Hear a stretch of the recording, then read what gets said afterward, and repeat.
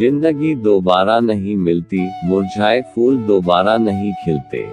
मिलने को तो मिल जाते हैं हजारों लोग दोबारा दुनिया में, मगर हजारों गलतियां माफ करने वाले माँ बाप नहीं मिलते।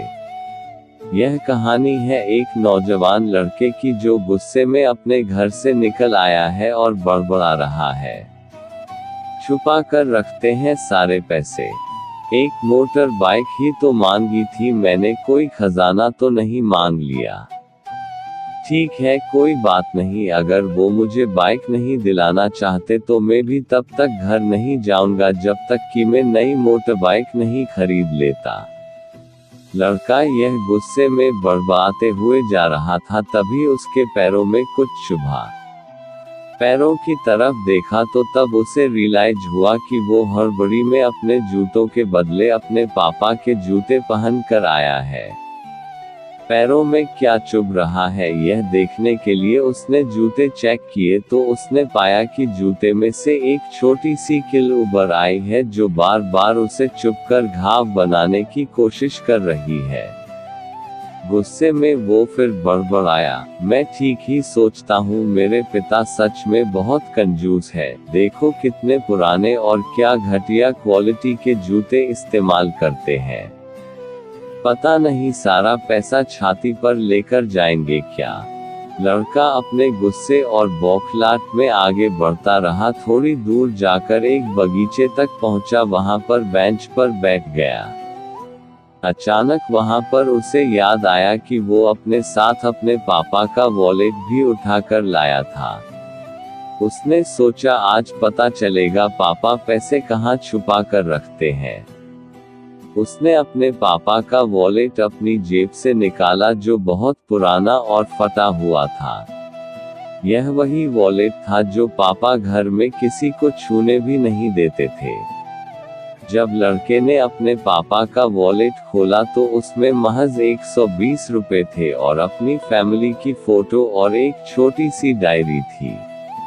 डायरी को देखकर लड़के ने सोचा अच्छा तो इसमें छुपा कर रखे हैं सारे राज, इसी में लिखा होगा किससे कितने पैसे लेने हैं या किसको कितने पैसे दिए हैं। अब पता चलेगा कि पापा ने कहां कहां पैसे इन्वेस्ट कर रखे हैं। ऐसा सोच के लड़के ने जब उस छोटी सी डायरी का पहला पन्ना खोला तो उसमें लिखा था 40,000 रुपए बेटे की पढ़ाई के लिए उधार। लड़का यह देखकर शॉक हो गया। उसने फिर दूसरा पन्ना खोला जिसमें लिखा था 50,000 उधार नया लैपटॉप बेटे के लिए। यह वही लैपटॉप था जो पापा ने 2 साल पहले ही अपने बेटे को दिया था क्योंकि वह कॉलेज जाने लगा था। लड़के को अब पता चला कि वह जो भी चीजें पापा से डिमांड करता तो पापा कहां से पैसे लाते थे। डायरी के इन 2 पन्नों ने ही लड़के का गुस्सा पूरी तरह शांत कर दिया और उसके मन को पश्चाताप से भर दिया। लड़का एक एक करके डायरी के पन्ने पलटता रहा और उसकी आंखों में आंसुओं की धार बहने लगी जो हर पन्ना पलटने के बाद बढ़ती ही गई। उसे पता चलता गया कि पापा ने अपनी फैमिली की जरूरतों को पूरा करने के लिए किस किस से कितना उधार लिया है। पन्ना पलटते पलटते लड़का पिछले दिन की डेट तक पहुंचा। पिछले दिन की तारीख वाले पन्ने पर लिखा था 50,000 बेटे की बाइक के लिए। इस पन्ने को पढ़ते ही बेटे को लगने लगा कि वो इस दुनिया का सबसे खराब बेटा है। लड़के ने जब डायरी का आखिरी पन्ना खोला तो उसमें लिखा था अच्छे जूते खरीदने हैं। हालांकि यह लाइन बेटे को समझ में नहीं आई, लेकिन वह अब जल्द से जल्द अपने बाप को मिलना चाहता था, इसलिए वह बेंच से उठा और अपने घर की ओर तेजी से चलने लगा।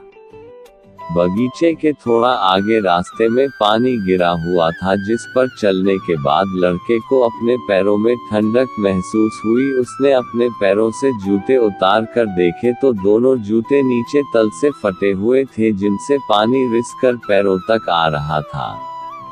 जूते में निकली कील भी लड़के के पैर में जख्म बनाने में कामयाब हो गई थी। अब बेटे को माँ की वह बातें याद आई जब माँ पापा से कहा करती थी, अब तो नए जूते ले लो, कितने पुराने हो गए हैं। और पापा यह कहकर टाल दिया करते थे, अभी तो लिए हैं, कुछ साल और चल जाएंगे। बेटे ने दोनों जूते उतार कर फेंक दिए और फूट फूट कर रोने लगा।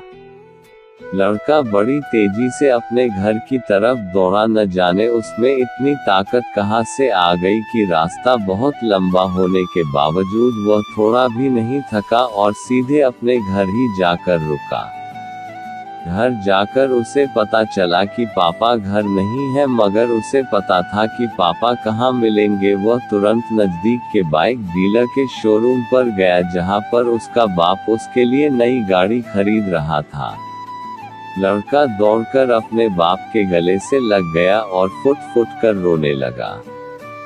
जब पिता ने लड़के से पूछा कि क्या हुआ, तो लड़के ने अपने पिता से माफी मांगी और कहा कि मुझे बाइक नहीं चाहिए, इन पैसों से आप अपने लिए नए जूते खरीद लीजिए और आगे से मैं कोई भी चीज खुद के कमाए पैसे से ही लूंगा। मैं बड़ी मेहनत करूंगा और आपका कर्जा भी चुका दूंगा।